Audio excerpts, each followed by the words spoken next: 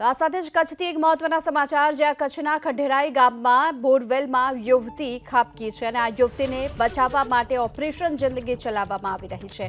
ગત રાત્રિના યુવતી આ 500 ફૂટ ઊંડા બોરવેલમાં ખાબકી હતી અને ત્યારબાદ જો કે અત્યારે ભુજ અને બચાવ ફાયર વિભાગની ટીમ ઘટના સ્થળ પર પહોંચી ચૂકી છે। આ યુવતીને બચાવવા માટે ઓપરેશન જિંદગી ચલાવવામાં આવી રહ્યું છે। ગાંધીનગરથી એનડીઆરએફની ટીમ પણ અત્યારે ભુજ જવા માટે રવાના થઈ ચૂકી છે।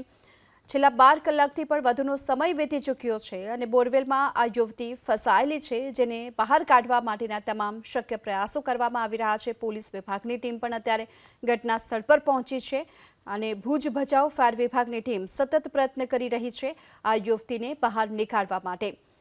જો કે ગાંધીનગરથી એનડીઆરએફની ટીમ પણ અહીં પહોંચી ચૂકી છે અને યુવતીને બહાર નીકાળવા માટેના શક્ય તમામ પ્રયાસો અત્યારે થઈ રહ્યા છે।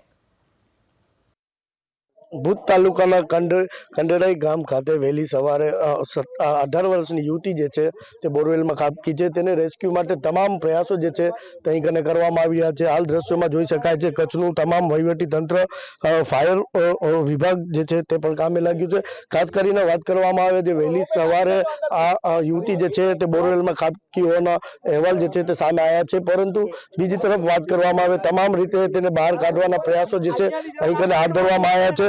ખાસ વાત કરવામાં આવે યુવતીને કાઢવા માટે ભુજ ફાયર સાથે ગાંધીધામ બચાવ ફાયર વિભાગ પણ જે છે તે કામે લાગ્યું છે। બીજી તરફ વાત કરવામાં આવે યુવતીને બહાર કાઢવા માટે એનડીઆરએફની ટીમ પણ જે છે તે ગાંધીનગરથી રવાના થઈ છે। હાલ તમામ પ્રયાસો જે છે તે કરવામાં આવી રહ્યા છે। હર્ષદ ઠાકુર, એબીપી અસ્મિતા, કચ્છ। તો છેલ્લા 12 કલાકથી પણ વધુનો સમય વીતી ચૂક્યો છે। આ યુવતી ફસાયાના અને હાલમાં આ યુવતીને બહાર કાઢવા માટેના શક્ય તમામ પ્રયાસો પણ અત્યારે યથાવત છે। દોરડાની મદદથી આ યુવતી સુધી પહોંચવા માટેના પ્રયાસો થઈ રહ્યા છે। ઘટનાની જાણ થતાની સાથે જ ભુજ બચાવની ફાયર વિભાગની ટીમ પણ અહીં ઘટના સ્થળ પર પહોંચી હતી અને આ યુવતીને બચાવવા માટેના પ્રયાસો શરૂ કરી દેવામાં આવ્યા છે અને આ માટે ઓપરેશન જિંદગી ચલાવવામાં આવી રહ્યું છે। યુવતીને હાલ જે 500 ફૂટ ઊંડા આ બોરવેલમાં ખાબકી છે યુવતી અને વધુ સમય થઈ ચૂક્યો છે 12 કલાકથી પણ। એવામાં આ યુવતીને બચાવવા માટેના શક્ય તમામ પ્રયાસો હાથ ધરવામાં આવી રહ્યા છે। આજે બોર અહીં રાખવામાં આવ્યો હતો, એ બોરમાં યુવતી અચાનક જ ફસાઈ ગઈ હતી, નીચે સુધી ખાબકી છે આ યુવતી અને તેને બચાવવા માટેના શક્ય તમામ પ્રયાસો અત્યારે હાથ ધરવામાં આવી રહ્યા છે। 108ની ટીમ પણ અત્યારે ઘટના સ્થળ પર છે। પોલીસ વિભાગની ટીમ સહિત ફાયર વિભાગની ટીમ પણ અત્યારે ભારે જહેમત કરી રહી છે। આ યુવતીને બચાવવા માટેના પ્રયાસો હાથ ધરવામાં આવી રહ્યા છે। સાથોસાથ ગાંધીનગરથી પણ અત્યારે એનડીઆરએફની ટીમ ઘટના સ્થળ પર જવા માટે રવાના થઈ ચૂકી છે। તે પણ થોડી વારમાં અહીં પહોંચશે અને ત્યારબાદ આ યુવતીને બચાવવાના વધુ પ્રયાસો તેજ થશે અને હાલમાં તો જો કે ભુજ બચાવની ટીમ પણ સતત પ્રયાસોમાં લાગી છે કે આ યુવતી છે તેના સુધી પહોંચી શકાય અને આ માટે જે દોરડાના સહારાથી પણ યુવતી સુધી પહોંચવા માટેના સતત પ્રયાસો પણ થઈ રહ્યા છે।